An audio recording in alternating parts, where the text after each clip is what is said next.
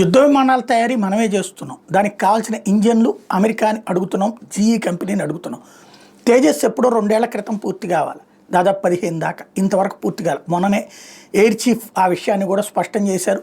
ఎంఓయూలు కుదుర్చుకుంటున్నాం, లక్షల కోట్ల రూపాయలు ప్రభుత్వం ఓకే చేస్తుంది, కానీ అక్కడ పని పూర్తి కావట్లేదు అన్నటువంటి. దానికి కారణం అమెరికా కావాలని చేస్తుంది, అమెరికన్ కంపెనీలు కావాలని చేస్తుంది.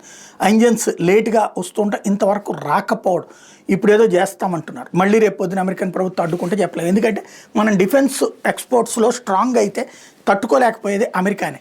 అక్కడ ఇంజన్లు తీసుకొచ్చి మిగతా అది మనం బిగించి ఇక్కడ చేస్తే కనుక నష్టపోయేది అమెరికా, కాబట్టి చెడగొట్టే ప్రయత్నం చేస్తుంది. ఈ దశలో జపాన్ భారతదేశానికి ఒక ఆఫర్ ఇచ్చింది. IHI XF91 ఇంజన్లు భారతదేశానికి ఇస్తాం అన్నటువంటి విషయాన్ని చెప్పుకొచ్చింది. AMCA ప్రోగ్రాం కింద ఇస్తాం అన్నటువంటి విషయాన్ని టెక్నికల్ రివ్యూ కోసం ఇప్పుడు GTRE దాన్ని పరిశీలిస్తోంది.